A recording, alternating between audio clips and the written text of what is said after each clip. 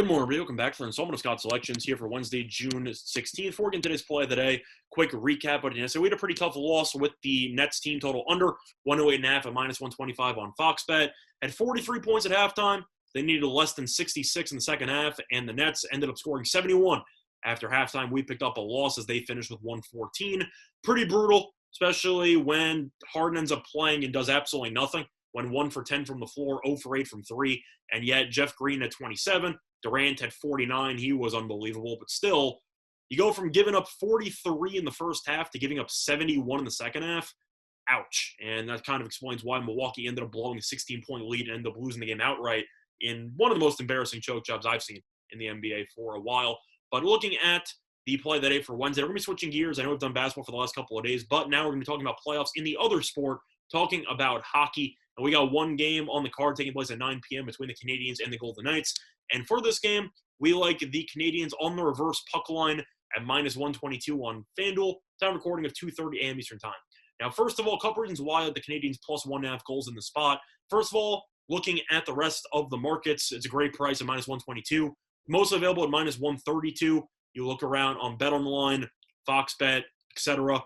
It's in the 130s, and yet FanDuel still has minus 122. So I will take the free roughly 10 cents of juice to the bank. But if you look at game one, Montreal on the scoreboard got killed. They lost 4-1. However, if you actually watch the game and you actually kept tabs on the actual stats, these teams are pretty close. And I do think that the final score was very misleading. You look at pretty much every single stat, and the Canadiens either matched Vegas or beat them in a decent amount of important stats. You look at the shots on goal, Vegas had one more shot on net. Montreal won 7 more faceoffs, 56% faceoff win percentage. They had 3 power plays in comparison to Vegas' 4. Montreal had 1 power play goal and Vegas had 0. So the power play was better for Montreal. You look at the block shots, roughly even. Takeaways, Montreal had more takeaways and less giveaways. So those are the main stats, and Montreal either held their own or won a decent amount of those categories, and yet they ended up losing 4-1 because Vegas got 3 goals from defensemen, which is pretty rare. Couple of face-off wins in the offensive zone into slap shots where Price was screened and the puck went in, but Price, for a goalie that you can argue is a top 2 goalie in the league, he was pretty bad in game one. He ended up having a save percentage of 86.7%. Meanwhile, Fleury was phenomenal, ended up saving 28 of 29 shot attempts for a save percentage of 96.6%. So I do think that the markets have kind of overreacted to the final score of game one, which is why you have seen Vegas being such a huge favorite for game two. But I think Montreal's going to hang around. I think this Montreal team is being disrespected, and I do think that if you're looking at game two and the total in this one, which is 5, I think giving a team 1.5 goals at minus 122, where you're expecting a very, very limited amount of goals in the first place, is kind of absurd.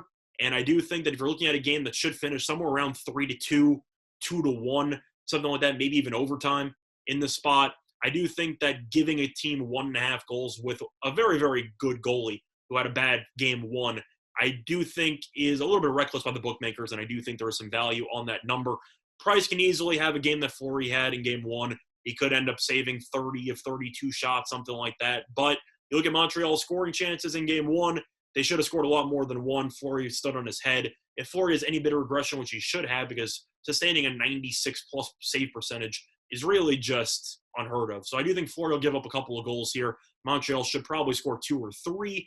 And I do think that Montreal will do enough defensively, and Price will have a nice bounce-back game where Montreal will probably give up 2 or 3 in the spot. So for that reason, I think this game should finish around 3-2, maybe 2-1, whatever. But the point is, I think the Canadiens keep this close, and I do think that Vegas should not be laying 1.5 goals in this spot. So the play of the day, once again, here for Wednesday, June 16th, is going to be on the Canadiens plus 1.5 goals at minus 122 on FanDuel. Bye, everyone.